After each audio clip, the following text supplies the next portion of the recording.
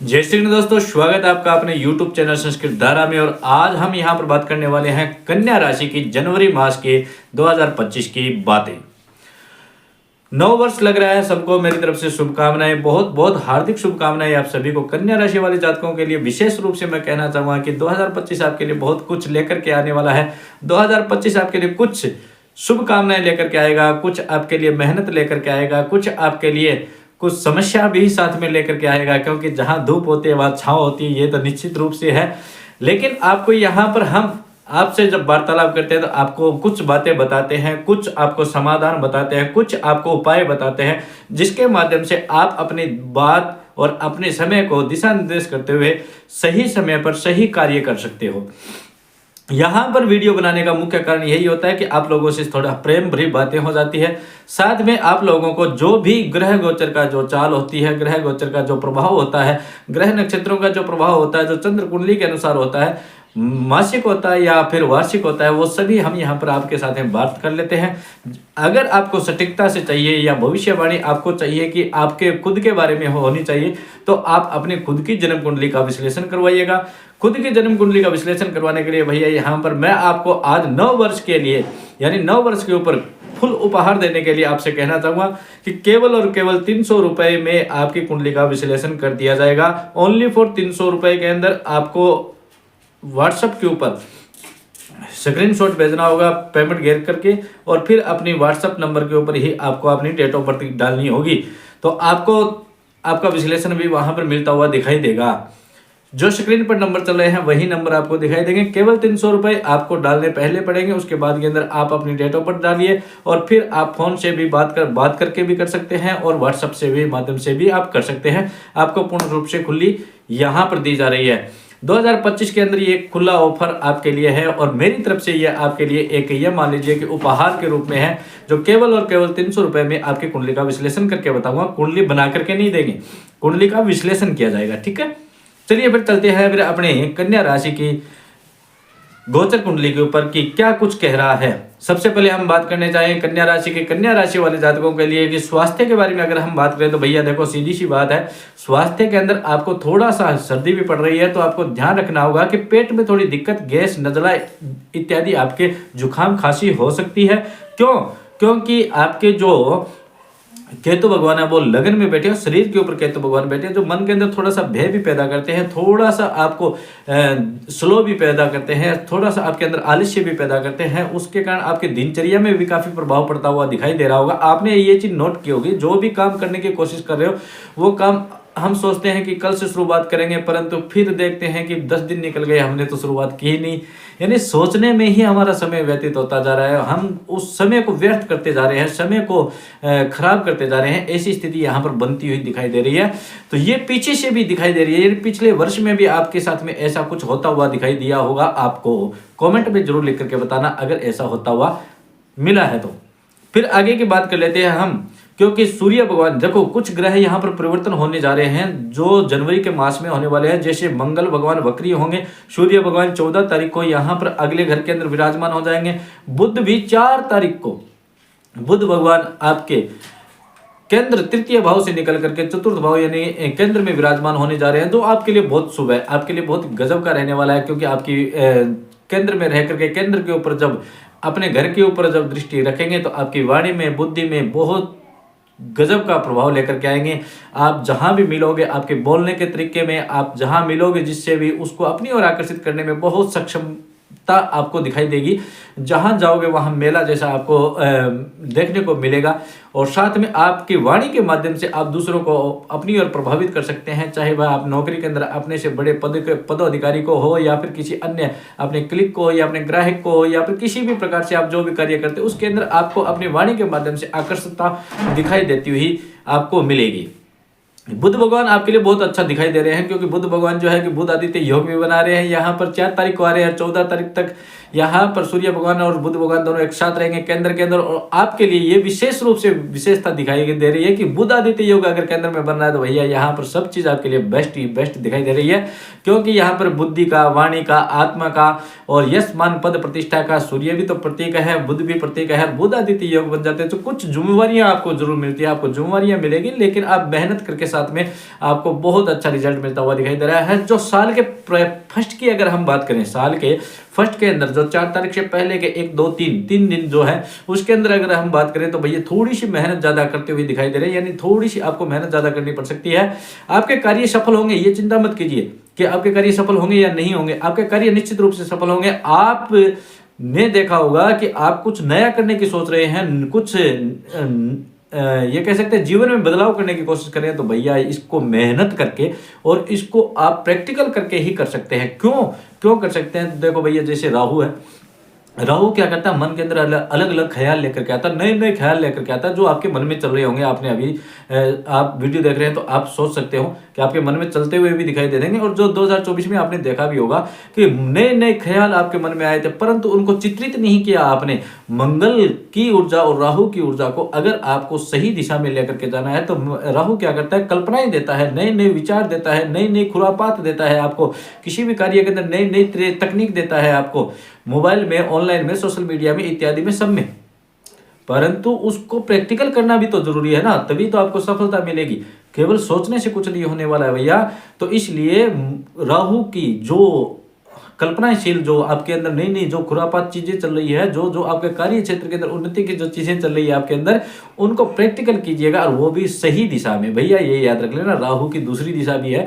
राहु 2 प्रकार से चलता है और वो बुद्धि के अंदर बहुत सारे कीड़े भी पैदा कर देता है, जिसके कारण से कुछ गलत रास्तों की ओर भी हमें अग्रसित होना पड़ सकता है। लेकिन उसी चीज की ओर ना जा करके हमें क्या करना है, सही दिशा की ओर जाना है, और वहां जाकर के फिर मंगल की ऊर्जा जो है उसको एक्टिवेट रखना है। उसको एक्टिवेट करके कैसे करेंगे? प्रैक्टिकल करके। जो भी कार्य हमारे मन में है, जैसे बिजनेस करने का है, पढ़ाई करने का है, किसी लक्ष्य को निर्धारित करना है, कंपटीशन को हमें कंप्लीट करना है और हमें पद को प्राप्त करना है, तो उसके लिए आपको एक लक्ष्य बनाना है।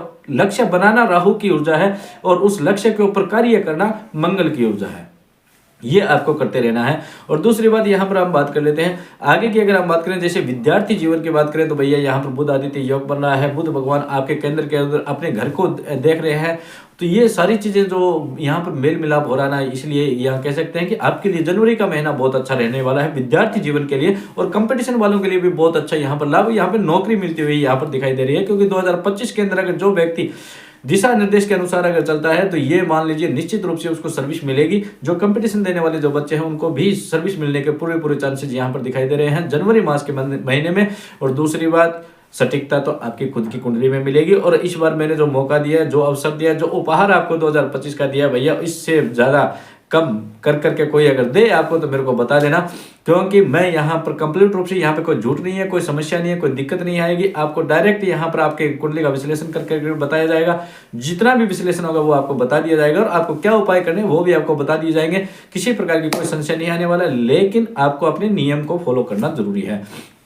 फिर अगर हम बात कर लेते हैं कि आगे की हम बात करें कि प्रेम संबंध की अगर बात करें, जैसे आपने देखा होगा कि प्रेम संबंध की अगर बातें करते हैं हमने तो कुछ आपको अनबन दिखाई देती होगी। जैसे दाम्पत्य की भी बात कर लिया आपने, तो दाम्पत्य जीवन में और प्रेम संबंध में यहाँ पर आपने देखा आपका जो पार्टनर है, पार्टनर के साथ में कुछ अनबन होती हुई आपको शुरू से दिखाई दे रही। क्योंकि राहु भगवान जो सप्तम भाव में विराजमान है भैया, तो यहाँ आपको पार्टनर के साथ में कुछ छोटी छोटी बातों के ऊपर भी बिना किसी बात के भी बातों को बढ़ता हुआ दिखाई दे रहा होगा।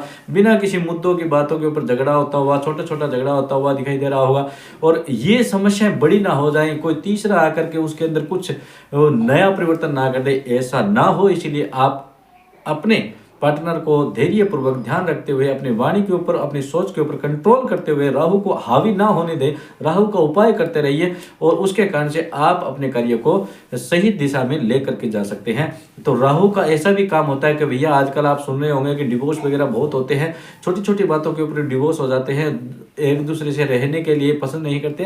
तो ये सारी चीजें होता है, ये ग्रह नक्षत्र की चाल होती है भैया, हमारे हाथ में कुछ नहीं होता है। जो करता है ऊपर वाला करता है, जो करवाता है वो भी ऊपर वाला करवाता है। जो दे भला उसका, जो ना दे उसका भी भला, ये सब लोग कहते हैं। सब लोग जानते हैं कि आज जो हम प्रक्रिया कर रहे हैं, इस स्थूल शरीर के अंदर जो भी हलचल हो रही है ना, वो सब परमात्मा की कृपा से हो रही है। क्योंकि इसके अंदर से जब परमात्मा ने अपनी खुद की एक छोटा सा जो जीव है, सूक्ष्म जीव जिसे कहते हैं, वो अगर निकाल लिया ना, तो ये पूरा स्थूल शरीर किसी काम का नहीं है। और ये जीवन व्यर्थ है अगर हमने परमात्मा का नाम नहीं लिया है। क्योंकि इस जीवन में आए हैं तो हमें परमात्मा का स्मरण करना बहुत जरूरी है, क्योंकि ये जो स्थूल शरीर है ना, ये पापी है। पापो हम पाप कर्मा हम पापात्मा पाप संभवा त्राहि माम पार्वती नाथा सर्व पाप हरो भवा।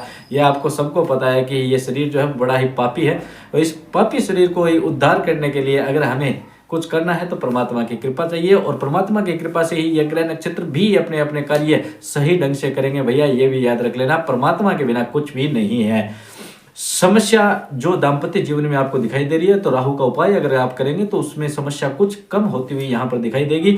और फिर दूसरी बात मैं आपसे कहना चाहूंगा, जो कन्या राशि वाले जातक हैं उनके अगर किसी भी प्रकार से अपने भाई या बहनों के साथ में संबंध अगर थोड़े बहुत भी खराब हैं, जो 2024 में या 23 में आपने देखे होंगे खराब होते हुए, अगर खराब हुए हैं तो भैया मैं कहना चाहूंगा 2025 के प्रारंभ में आप अपने भाई, बड़े भाई बहन जो भी हैं उनके साथ में संबंध अच्छे करें, उनसे कुछ मुलाकात करें या फिर उनसे बात करें या फिर उनको कुछ गिफ्ट उपहार वगैरह दें, जिससे आपके फिर से आपका प्रेम संबंध है जुड़ने की कोशिश जोड़ने की कोशिश करें, क्योंकि बड़े भाई बहन जो होते हैं उनका भी आशीर्वाद आपके लिए बहुत विशेष होगा, जो आपके मंगल और राहु को काफ़ी हद तक ऊर्जा को नियंत्रित करेंगे, जिसके कारण से आपको काफ़ी लाभ मिलता हुआ यहाँ पर दिखाई दे रहा है।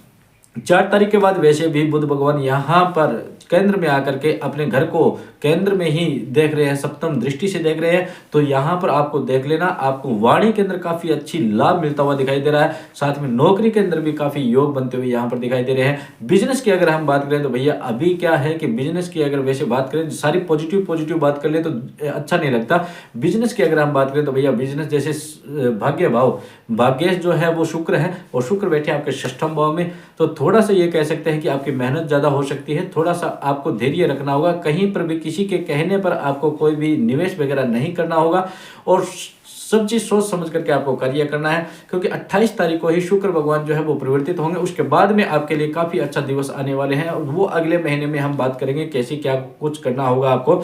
वैसे बिजनेस इस महीने में बहुत अच्छा रहने वाला है, बिजनेस के तरीके में बहुत अच्छा काम करेंगे आप, लेकिन एक काम से कई अनेक काम साथ में लेकर के आप चलने की अगर कोशिश कर रहे हैं तो उसके अंदर थोड़ा सा सोच लीजिएगा, क्योंकि मैनेजमेंट करना आपके लिए अगर वो सही बैठ रहा है तो ही आप उस काम सारे कामों को एक साथ में लीजिएगा, अन्यथा ही मैनेजमेंट पहले करने की कोशिश करें, उसके बाद में कोई नया काम करने की कोशिश करनी चाहिए आपको।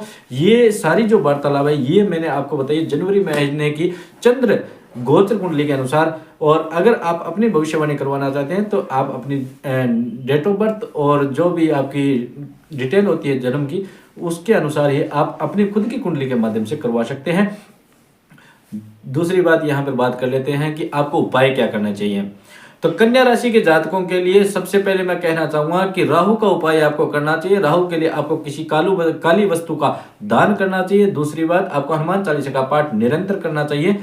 तीसरी बात, आपको हमेशा समय समय पर पिपल भगवान के ऊपर जल चढ़ाते रहना चाहिए। काले तिल डाल करके आपको जल अर्पण करना चाहिए, प्रतिदिन करना चाहिए, रविवार को छोड़ करके।